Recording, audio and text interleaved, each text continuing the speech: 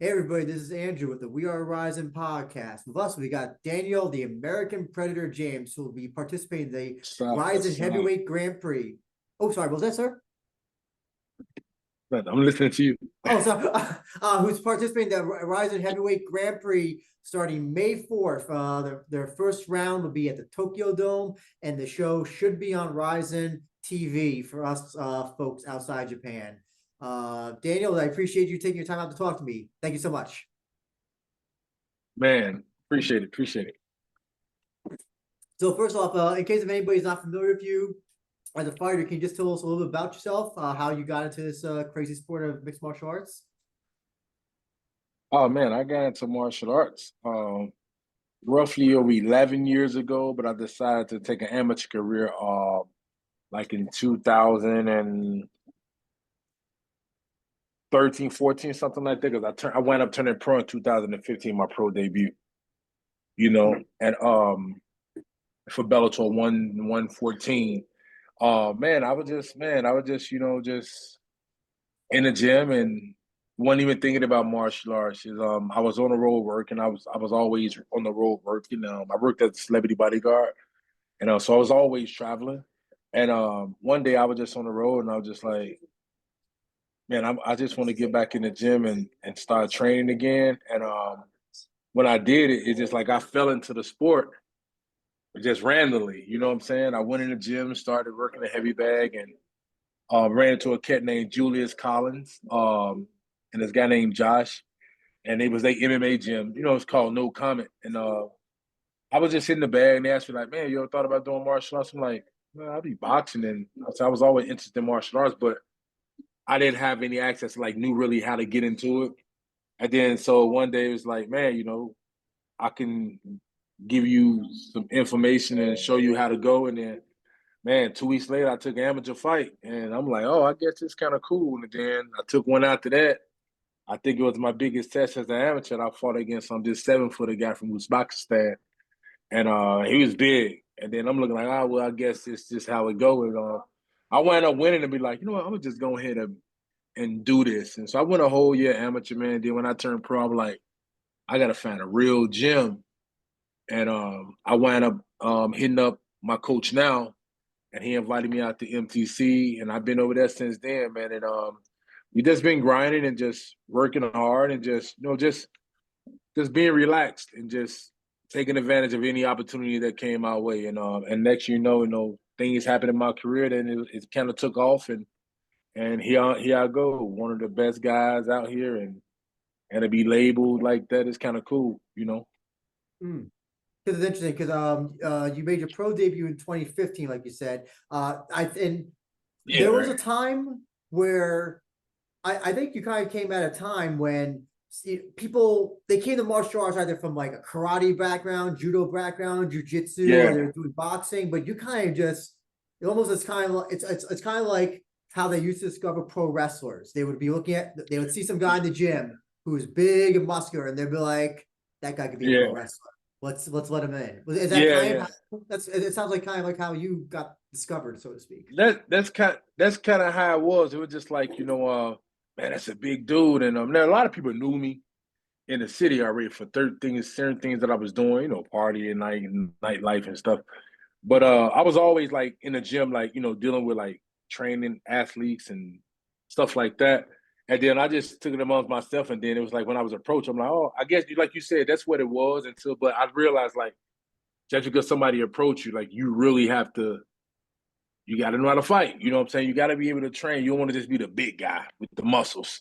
You know what I'm saying? A lot of those, you know what I'm saying? Because this sport, I don't care how big you is or how muscular you are. You just got to know how to perform. So, yeah, but pretty much though. But I just grasped it and said, you know what?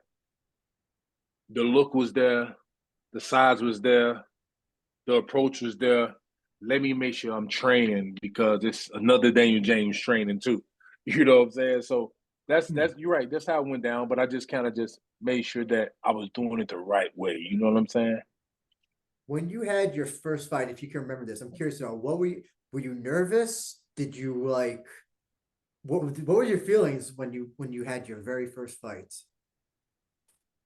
What the hell I was thinking? I'm like, what the hell am I thinking? Like, oh my God. Like, from first amateur fight or first pro fight. Like What's just fight period. let me do. I think it's interesting that your first pro fight was actually in Bellator. So you kind of got you kind of skipped. I don't want to say skip, but you kind of went from just like amateurs to like Bellator. So let's say your first pro fight. So it was like my first pro fight was on a big stage for a big company. So I'm like, oh man. So the first fight was against Eric Herrera. He was like already killing the Golden Glove scene, champion every time. Bellator had signed him. He's from Chicago. He was undefeated, 8-0. And then I'm looking like, man, I actually emailed Bellator on Rich Cho at the time. And I was like, hey, I just did my last amateur fight in Vegas. I fought on every major amateur organization out here. I took all the belts. I had the name ring, and I'm the top amateur here in Illinois in the region. I'm like, I heard y'all coming to Chicago to Horse Casino in Indiana. I'm like, I was so grimy, man. I was like, listen, you ain't even got to pay. You ain't even got to give me no purse. Just give me 1,000 tickets. And then I'm like, so I guess it was like an LOL there. But man, they wound up sending me an envelope of like 300-400 tickets. And they was like at $70 a pop, bro. And I'm like, oh, they really trying to test me. So I'm like, you know what? Don't worry about it. I wound up selling every ticket, man. You know what I'm saying? Every ticket, like in 3 days. And then I put word out on a fight. So they wound up sending me like a person, like, all right, we gonna do this, do that. This dude can sell tickets. And then, man, yeah, I was like, I wasn't afraid to step out there. I wasn't afraid to like email or link up with a matchmaker. Like, hey, man, I'll take your undefeated guy. I heard y'all got Eric Herrera fight from Chicago. He undefeated, but like, y'all, I can get in there and do that. You know what I'm saying? So I went in as a B-side, and then I wound up beating Eric Herrera in the first round. And I'm looking like, okay, I prove a point. You know what I'm saying? But I still had some work to do. You know what I'm saying? And at that time, they had a lot of monsters, So, but my first fight, I was just like, when that cage closed, I was like, man, what the hell am I thinking, man? This thing at the park district, like your homie can't jump in and help you. You know what I'm saying? So I was just like, I'm like, this is crazy. Who thinks of this? And then I realized, like, this is a moment that you got to seize. And then I took it in, and I just went out there, man, and just made it do what it do. So I said, let me get this first one out the way. And then I got focused on having a real coach behind me. I could first, you know what I'm saying? Because, you're right. It's different, man. It's a whole different way of thinking when you get into that cage. When you had that fight at Bellator, please tell me, was Bjorn still running Bellator? Or it was Bjorn. That was Bjorn. Oh, okay. So that's interesting. So you fought for Bellator for basically their entire, like, for all the people who you thought for when Bjorn was president, Scott Coker was president, and when the PFL took over. So you basically were there. You've seen the regime change. You've seen the regime change. I seen every change. And when I left Bellator the first time, I was new to the sport, big dog. Like I really didn't know what was going on, and I was still learning. Every fight, I was learning. Like I just take some, like, man, I was like, man, coach, I'm like, I need to learn how to do this. I'm a visual guy, so I'm like, I'm an athlete. You could teach a wrestler how to punch. You could teach a boxer how to wrestle, but you could teach the athlete anything. And I just think, like, I was always willing to just open my mind up and just learn. I don't care what time it is, whenever it is. I'm gonna learn something from anybody. And I just start to learn these things and start to see, like, oh man, this guy moved well. Oh man, okay, I like that. Well, I need to become more athletic. I need to be more explosive. I need to do this and add this to my arsenal. You know what I'm saying? And so when I did it, I was just like, hey, you know what I'm saying? So when I was starting to improve myself, I think the best thing happened was when I wasn't with Bellator after that first fight, because I was called for other fights after that. But like the whole transition with the company started to happen. So I'm like, I ain't really know nothing about the business. So what happened was I started to just fight outside the Bellator contract and start to rack up some wins on the local and the regional scene. And then I wound up going to LFA and becoming LFA. They was on Access CB at the time. I wound up becoming a top ranked heavyweight. And then I did that, and then after that, I got the opportunity to go over to Europe to ACA and fight. And so I was like, I think, that was new to me. So that helped me grow, because fight for ACA, if you can fight for ACA, you can fight for anybody. Like, that's the creme of the creme. And you know what I'm saying? These guys is huge. They in shape. Everybody coming in ready. You know what I'm saying? And I'm like, I'm in a whole nother country. If I want to get back to the USA and fight on the big organization, I got to forget about America. I got to focus on what's here. You know what I'm saying? And that's what I did. And then I was able to go through ACA with a high ranking, a big name, and make some noise. And it was a few bumps in the road, but it wasn't nothing crazy. But I was able to just to follow through with everything. And my manager called me and said, "Hey, this last fight, finish it out. We coming back. We got Bellator on the line." I'm saying, say less. My goal was always to go to Bellator. Bellator always been my place I wanted to have my career. You know what I'm saying? And so I came back, man, and here we are now. You know what I'm saying? So I'm okay with being released the first time, because I gave me an opportunity to learn and to become a better fighter. You know what I'm saying? Develop my skill. So yeah. Can you tell me if you notice any difference in the way Bellator is run? When I know you only had one fight for Bjorn, but if you can remember anything about that versus how Coker ran it versus how people in PFL. Oh yeah, Coker, yeah. Yeah, man, listen, this ain't no jabs at nobody, but Coker ran it nice, because when I came from Europe fighting for ACA, I thought it was laid out. Like, we ain't worried about anything. They take care of those guys. But when I came back here to Bellator, it was totally different. I'm like, oh wow, I like this. From like at the front at that time, it was like, Jan, Gloria, Mike Hogan, all those people that was in the front office, and Scott Coker, and they made the athletes, man, feel really, really like welcoming. You know what I'm saying? Like, from like entering the hotel, like going up to like the office to handle your paperwork and everything. They make sure you have what you need. What do you need? What can we do for you? This and that. It's a scale on every floor. We got training rooms. They provide saunas for everybody. Like, you always had a good place to warm up and train. Burt Watson always got everybody amped up. You know what I'm saying? And when nobody shying away, everybody was always hands on with the fighter. Like, if you seen Scott Coker would stop and be like, "Hey, how you feeling?" Or like, and you be like, "Okay, cool, that's what's up." And and just texting your phone, like, "Hey, Daniel, are you okay? How's your weight? This and that. We having this downstairs for the fighters. Come down and check it out." And I'm like, "Okay, cool." And it was always, "Oh, what can I do for you?" Not like you didn't have to ask them for anything. You know what I'm saying? And that's why, and that's the best experience I had here in the USA fight, just with Bellator, nobody else. I'll ask you outright. You know what I'm saying? Are you still with PFL at this point? Or are you No, I'm away. I'm out of the PFL thing, and I think going to RIZIN was the best thing this year. As far as like athletes and stuff, like, because a lot of us guys is not with PFL right now. You know what I'm saying? You can see the tournament right now. I think, and I know Littlefield is one of our veterans from Bellator, and Tim Johnson. I think they still fight, but a lot of other guys, it's not. I don't think they're anymore. You know what I'm saying? But it's okay. Like, I just think I got a good end of the stick by coming over here to RIZIN and come to Japan and show my talent and man, make something happen out here.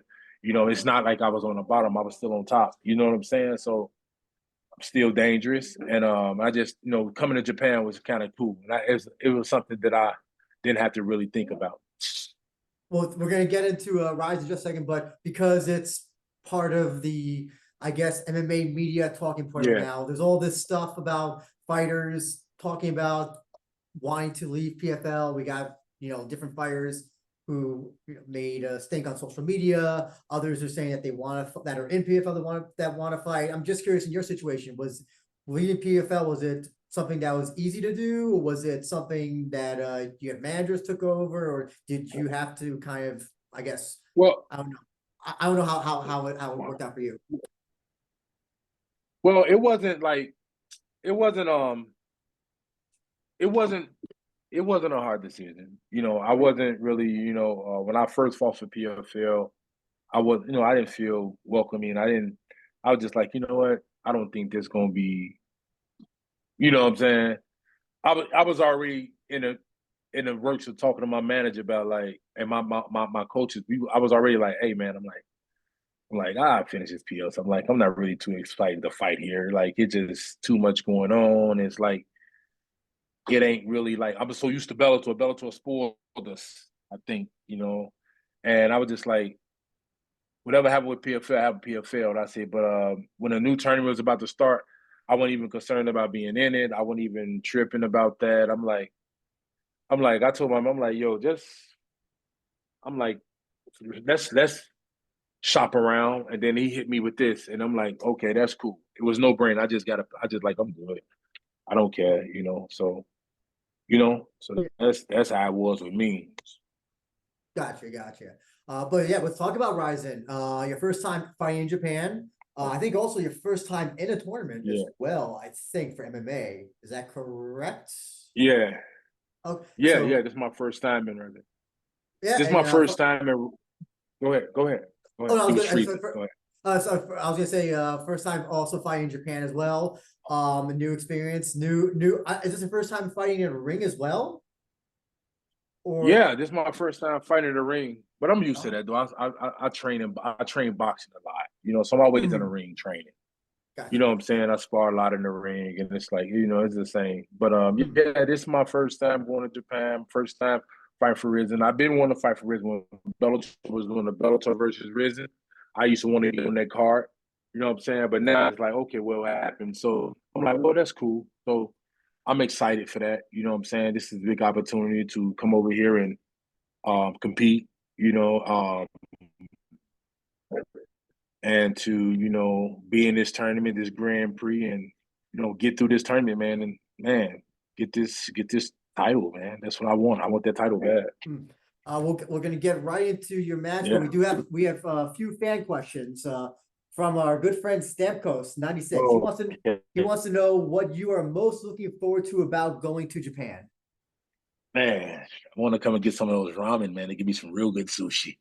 You say what I'm looking for coming to Japan. That's what I was looking for.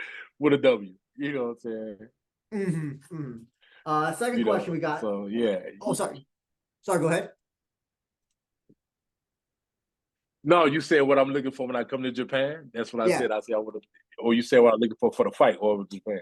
Let's say just generally Japan, since I think it'll be your first time there, right? So Yeah. I want to, come, and try the ramen and the sushi and just to see how to check out the culture. You know what I'm saying? Kind of cool. I'm always looking at try to discover new things with different cultures and stuff like that. They're going to be kind of cool.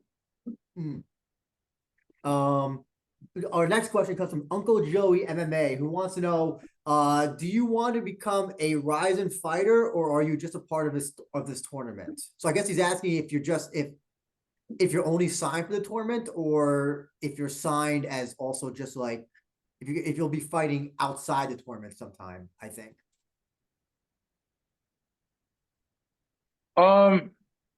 It's whatever my managers got for me, whatever they got on the table. You know what I'm saying? So, you know what I'm saying? But right now, everything is RIZIN. Gotcha. So yeah, let's talk about this. Your first round opponent. I'm going to do my best to pronounce this gentleman's name. Yeah. Arek Samosiuk from Poland, KSW. Do you research your opponents before you fight them? Is that something you do? Do you leave it up to your coaches? Well, I leave it up to my coaches, but we look too, though.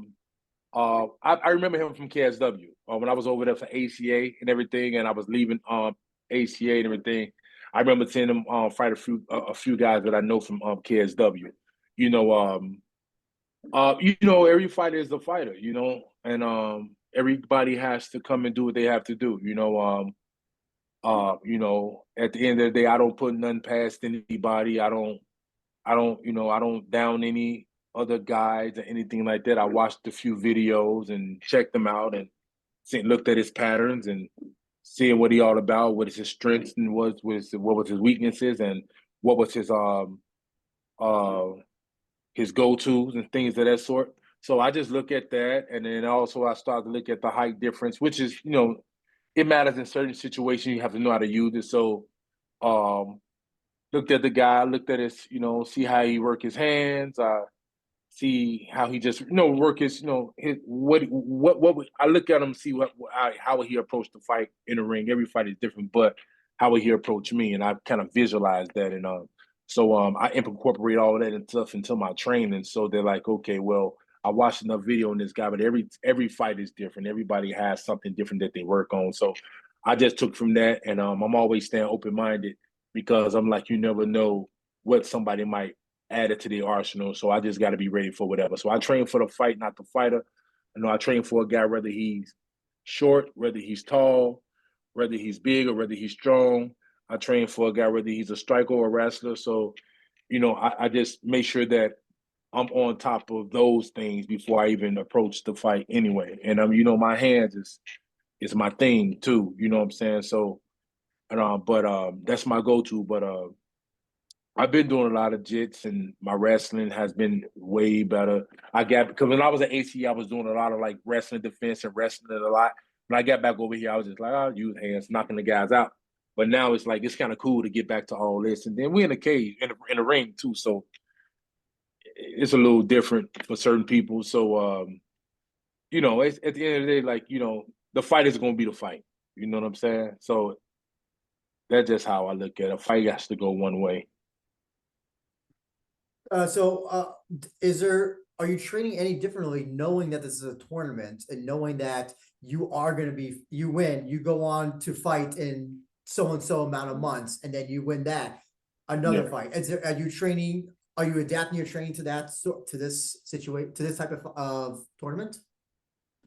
Yeah. We always train like that, because when I wasn't fighting over here, I was fighting. It was like that when I was over in Europe. So I fight, come back home, and I might get a fight 2 months later. So I was so used to fighting back to back. That's why I wasn't tripping on PFL, did the back to back tournament. We always train for that. So our whole thing is to come in, get the job done, so we can get back to training. You know what I'm saying?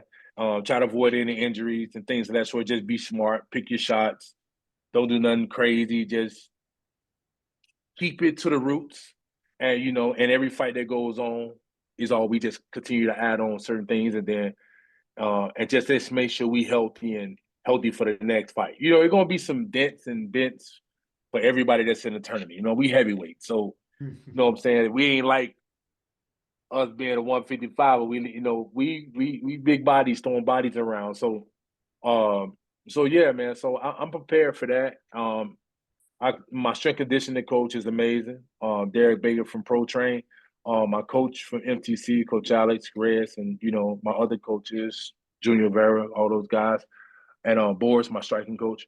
Those guys have been really investing all their time into me, and we have been really putting in the work, and we feel good right now. We feel real good. We train for we back to training for speed and power, and that's how we kind of structure like the way I want my body built for a fight, either for power or for speed. So we went with that whole concept of stay fast, stay powerful, have knockout power in every round, whether you're tired or not. Have knockout power each round.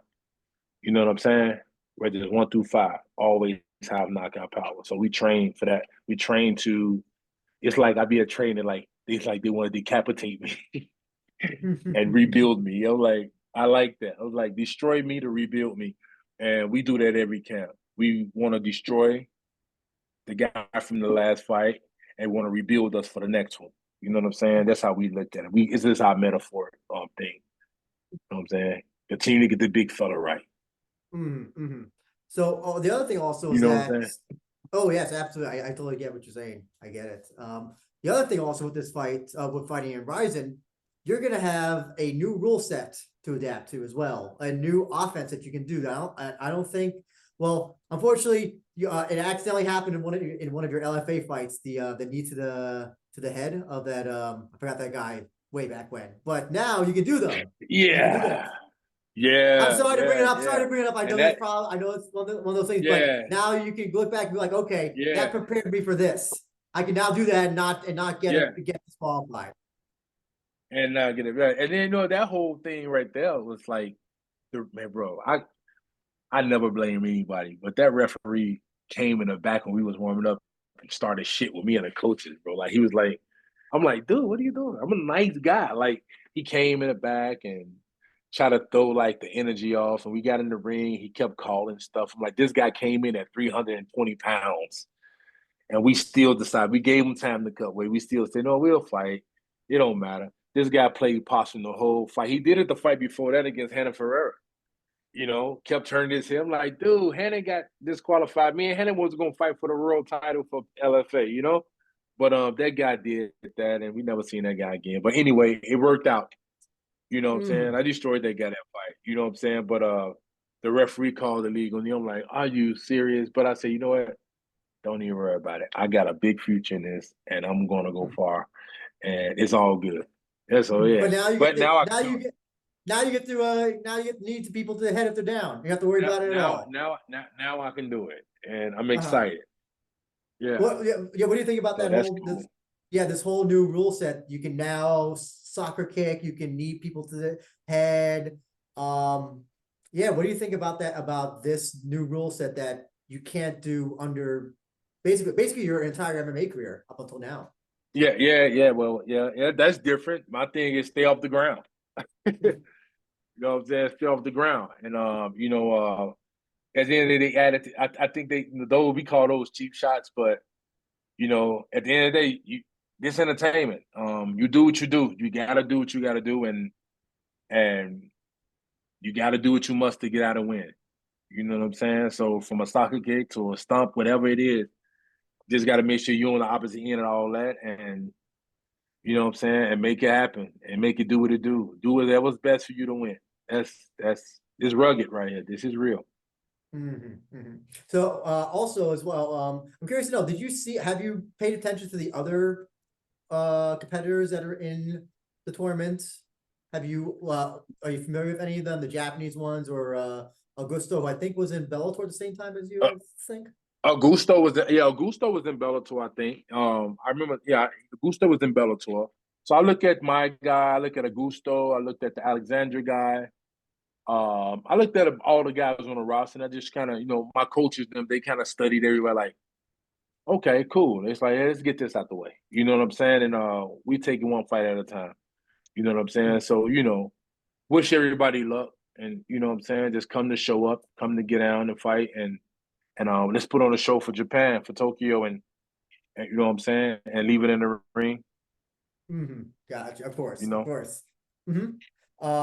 So actually, some non-fighting questions I want to ask you. So I know you go by the American Predator. So this is probably an obvious answer, but I'm just going to ask it on the record anyway. What is your favorite Predator movie? Oh man, actually, I have two. Predator 1, Arnold Schwarzenegger. And the last one that they made, The Prey, with the girl, the indigenous girl, like that was a good Predator movie too. I liked that. It was like, yeah, that was kind of cool. That whole scene with the bear. But yeah, those my two favorite Predator movies. But I'm a big Predator movie fan. You know what I'm saying? I like them all, but one, when they had the Predator running through the city, that was just weird to me. But I like all the older Predators, and I like this new Predator right here. But those two is my favorite. Wait, so those two is my favorite. Those cities. So you're talking about Predator 2? Is that the one you didn't like? No, not that one. That's with Danny Glover. They made a Predator movie a few years ago, and he kind of jumped on top of a car. Oh, yeah. Was that Predators? Yeah. Because there was a movie called wasn't there like The Predator and then Predator? They did the Fast and the Furious thing where it's like The Fast and the Furious, or they did. Yeah. They did a few ones. Predator 2 I like Predator 2. Predator 2 is good. Yes, he was in the city with Danny Glover and all those guys. That was really good too. During the heat wave, right? And It goes from the Heat wave, jungle, yeah. the jungle to the Yeah, concrete yeah, yeah. jungle. Yeah, that Um, was cool. That was cool. Yeah. okay, cool, Yeah, cool, that cool. was cool. I got a whole Predator emblem and everything that I got made. They made for me. It was nice. It's nice. It's like a What? made out opal gems. I got a Oh, Predator thing that they made. Well, I got the tattoo on my chest, but I got a whole Predator emblem mm. that Woody's Glass Company made, and it's like a really expensive piece, but it's like really nice. It's like the Predator face. It's like that. Oh, okay. That's cool. That's cool. Yeah.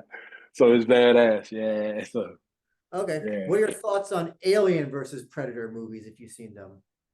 Oh, that's my thing. I like that. I like Alien versus Predator too. It's annihilating and yeah, I like that. That was a beast movie. It showed me like, you kill the predator, you get your mark. There's a lot of predators out here, you know what I'm saying? So that was kind of cool. Like Predator always been my alter ego, you know what I'm Mm, saying, for life in general. You know what I'm saying? Like I wanted to make life my prey, right? You know what I'm mm. saying? Try to overcome every obstacle, everything, and just you know what I'm saying? So yeah, thanks for asking me about the Predator. That's why I felt like a kid asking those questions. Well, here's the thing. Don't here. I don't know if they told you this in Ryzen, but a lot of people will come out with like big grand entrances. Entrances. You should come out with a Predator mask or a Predator helmet or something along those lines, or come out to the I Predator theme. I I If did you that before. oh, you did. I did that before. It was crazy. But I actually got a song. One of the artists from Chicago made a song for me that I've been coming out for Bellator, and it's kind of crazy. It got like the whole audio, and it got like my name is Daniel James on the Predator, and it got the Predator sound, the beat in the background, like the sound that the Predator make. It's you're gonna hear it. It's gonna be sick. It's Gotcha. sick. So I use that for like every fight, and then for a lot of promos and everything, I use the Predator sounds. It's kind of cool. Yeah, it's kind of Cool. cool. Um, I'm curious to know. So you've been at this game for since Pro 2015, um, and it's 2025, 10 years as a pro fighter. Yeah, What motivates who or what motivates you to continuously go into the gym, get as you said, get beat, get broken down and built back up, travel to Belarus, Russia, now Japan, yeah, get punched in the head, get punch them back. Who or what motivates you to still do this after man. Just just life, right? A lot of things that I had to deal with in life in general, like, and just always wanted to, growing up, it was always basketball, football, or things like that. Play the sports that want to bring the girls to the gym, right? As a kid, as a youngster, you thinking of playing high school basketball or football, you going to college, and then you think about that. But it's like I was always interested in like the arts and stuff like that. And then when I realized like it was a lot of stuff going on here in the city, it was a lot of things I got tired of being in the same lane with everybody. I'm like, you know what? Let me do what I like and not worry about who like it. You know what I'm saying? My vision was different. Nobody else see my vision but me. So that means it's okay. And what happened was, man, I was just like, I'm reaching a lot. I talked to a lot of people. I motivate a lot of people.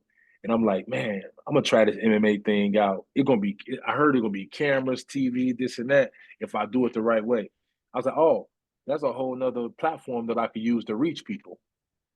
And then and just, my family, you know what I'm saying? Like I just able to just wake up every day and see my family be like, yo, it just motivates me to just to keep going every day and just to be like, hey, I can make a living at this, and I got this opportunity that most people don't get. If I put my all into it, I can go far with it. And then another motivation, I was able to travel the world. You know what I'm saying? I never knew if I would be able to travel this many places. You know what I'm saying? And now I'm doing it. It's like, and then whenever I'm in the city or anywhere, it's like that's Dave James. Like I receive fan mail, like people telling me I motivate them, I change their life, or I love that my child can come and see you personally and not worry about you being the guy on TV and acting funny. I'm like, I'm just Daniel. You know what I'm saying? I'm just a kid from Chicago that uses his talent to do what he do and reach people. And I'm glad that I'm able to reach people doing it. You know what I'm saying? So that's my motivation, man. Just looking at the next generation of athletes and letting them know that like the impossible can be possible, and you can do what you want to do if you put your mind into it. You can make this career for what you want. You don't have to be the asshole. You can be the nice guy, still get a following, and you don't have to cut through hula hoops. And it ain't about who you train with, about this thing. Because I train with some of the best in the world, you know, and I'm like, you always gotta find your own lane. Nobody else can fight for you. You have to be your own you in your gym, and not forget about the people that's around you that's putting in their work to help you out. You know what I'm saying? I wasn't a gym hopper. I did everything in Chicago. I stayed in Chicago. You know what I'm saying? I did everything at my training camp since I was a first pro fight until now. And I got everything else. My boxing coach is in the house. My jiu-jitsu coach is in the house. My MMA coach. I don't go to any other gym and spread coaches out. My coaches is in the same place. And it's just like a classroom. You go to this, you go to that. You know what I'm saying? And I think just me being around them, and they got my coaches know me, not not the fighter. They know Daniel James, and that's one of the whole things behind my motivation, that people willing to take their time out their day from their family and say, we're gonna help the big guy. You know what I'm saying? And I just gotta go. I just gotta stay dialed in for me, myself, them, and everybody else. You know what I'm saying? So that's that's what pushes and motivates me to strive every day. You know. I understand. I got you. I got you. Do you see yourself becoming maybe a coach when you decide to hang them up? Yeah, man. Actually, I do, man. Actually, I want to help a lot of young fighters. I want to actually I want to be this guy in Chicago that bring the up and coming heavyweights to my gym and really be able to get in with them and show them some things and coach them. And yeah, because I want to get into like helping fighters too. I want to get into like managing fighters one day. You know what I'm saying? I think by me fighting on so many different organizations, it's kind of opened up those doors, and I'm always leaving a good impression on everybody. So I just think that'll be kind of a help and a resource to new up and coming fighters when they're able to make it certain places. Like, hey man, I fought for LFA. Let me get them a call. Let me satisfy and get a gown. You know what I'm saying? So like, and I learned the ropes and all this. I've seen the ups and downs to this. I've seen what you should do, what you should not do. I've seen like the how to be a structured athlete, and I've seen how to just be a fighter. Like I like to tell guys like being an athlete is different from being a fighter. You know what I'm saying? Being an athlete is going to get me to come online and talk to Alex, Andrew, and be like, man, have a good conversation with you. Being a fighter is going to be like, oh, kick that guy ass. It's like, I don't want to hear that. I want to be able to talk to you and you get to know me.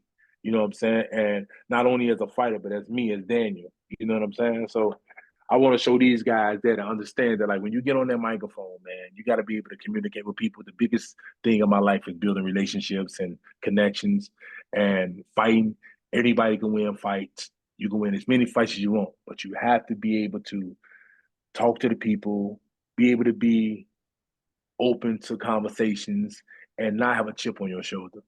You know what I'm saying? You got to be that guy. You know what I'm saying? And because you can't do everything that everybody else do. You know, Gotcha. That's very inspiring. I'm That's just a very nice guy, inspiring. man. Yeah. So I gotta always ask Chicago fighters this. I've asked Danny Sabatello this. I've asked Jose Shorty Torres. So Yeah, Chicago that's deep my dish, guy. Chicago deep dish pizza. Are you a fan of it or not? And if you are, Overrated. why is it the best? It's overrated. Oh, I'm okay. quite sure. I'm quite sure you heard that. I've heard I'm that. I'm quite sure. interested. Yeah. Okay. Danny Well, Sabatello Chicago. defended it. Sabatello defended it, and so did Torres. But I want to hear Yeah, your thoughts. Shorty likes food. As Shorty likes food. But no, Chicago deep dish like Giordano's deep dish. Okay, it's cool, but we got so much stuff. Italian Fiesta, Beggars, Home Run In. You know what I'm saying? Like Falco's, like these pieces is amazing. You know what I'm saying? You can go to a Domingio's to get like a Chicago pizza puff. It's like this big. You and your homies can eat it, right? And but those pizza places that I named is I'm not a big like doughy bread type. If you're Italian, you will love it. You know what I'm saying? But I'm not like a big doughy like bread. A lot of females eat that type of pizza. They like bread. But like I like the beggars with the cheesy. I like the home run is traditional Chicago all-time favorite pizza. And the Italian Fiesta is crazy. You know what I'm saying? Falco's good too. So those my favorite pizza places right there. How about Uno's? You know, Uno's nice. Uno's cool. They're not they're not the ones that I'm. Because I'm not a really big pizza guy, but I do like that pizza. Really, that's the pizza I'm going to get. You know what I'm saying? So, I like that pizza. Being from New York, we like to argue that Chicago deep dish is just lasagna, kind of almost. It's just lasagna with a crust on it. That's how we categorize it. But I love deep dish. I love Chicago deep dish. I love the thickness of it. I love that it's just fucking. There's just they put so much stuff in it. It's not like like the New York pizza. They just put it on top. They just put the toppings on top. Yeah. But the Chicago one, it's on top, in the middle, sometimes on the bottom as well. So that's why I like it. It feels like I'm just getting. So Chicago gets really creative with their food. Cause listen, you gotta understand Chicago. You live in Chicago, you gotta have a gym membership. We got food anywhere, like for real. So you're gonna have food from anybody, any culture, like anybody, everybody food's here. So, but the pizza is like, you know what I'm saying? Like we have the oven that's in Wrigleyville, the pizza oven.